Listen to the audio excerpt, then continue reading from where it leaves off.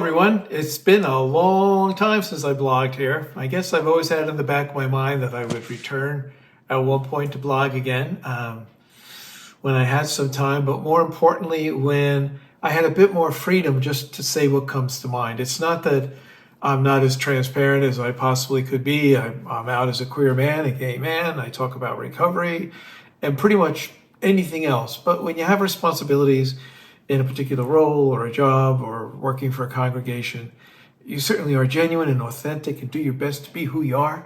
But you also, you know that you have a role and that, you have freedom to say what you wish.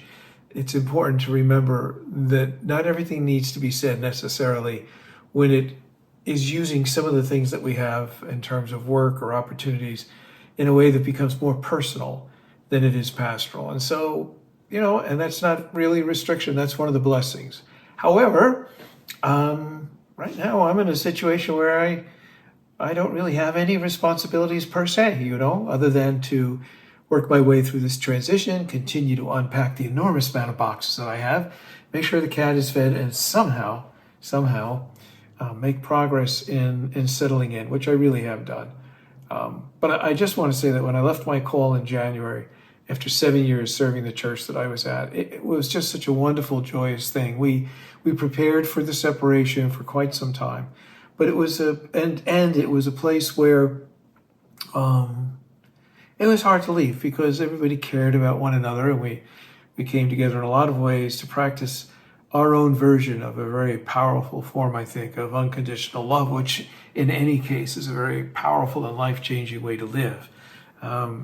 I like to say that we kept our promises to one another for our time together and set the stage for the next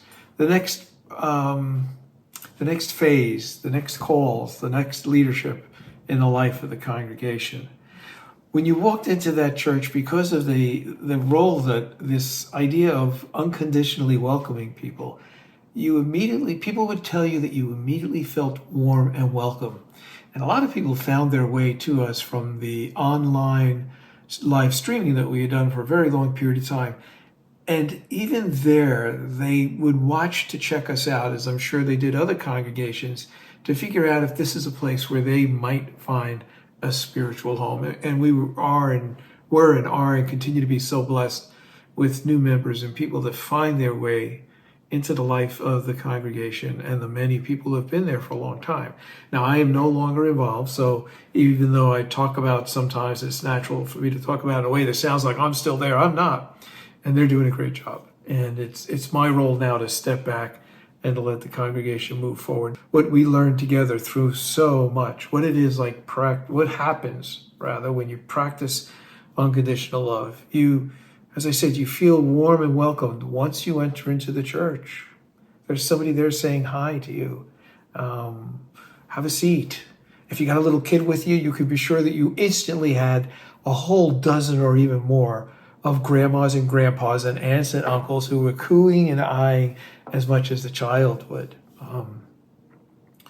And you also encountered a congregation, a community of faith that lovingly welcomed all, especially the queer community of which I'm a part.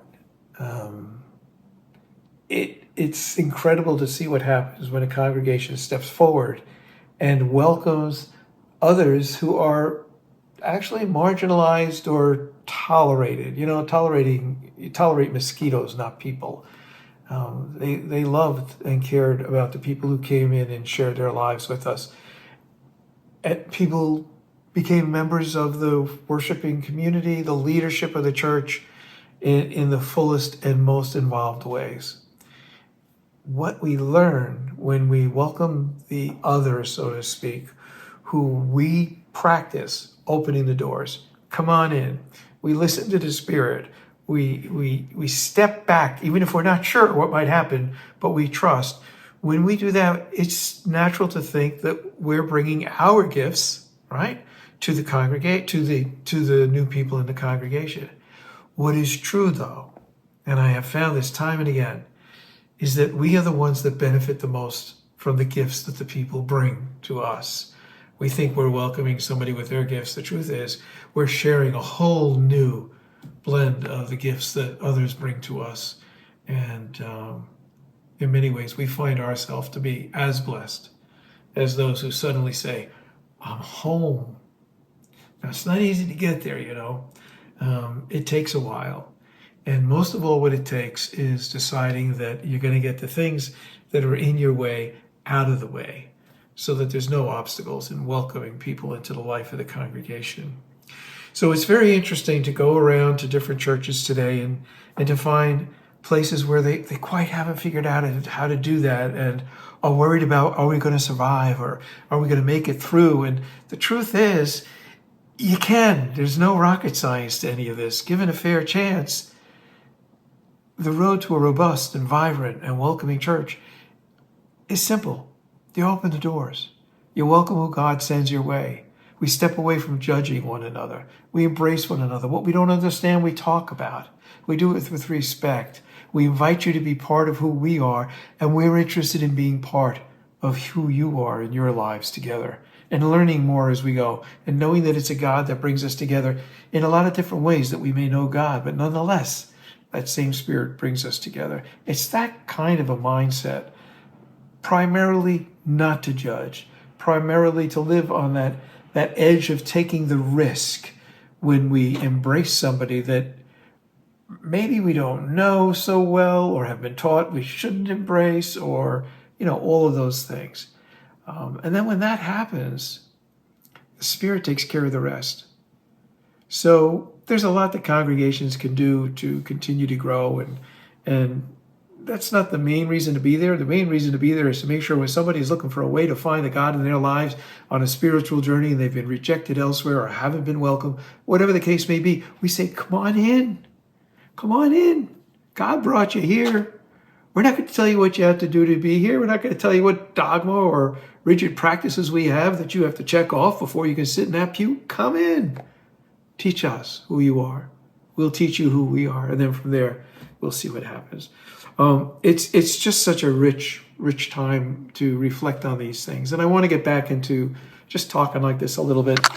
Right now, the trans community is bearing an enormous weight in all sorts of ways. And I want to talk about that so that we can better understand who we are by coming to know better who others are. So thanks again for joining us. Whoever you are, wherever you are, from whatever point you found yourself today here, you are welcome and loved.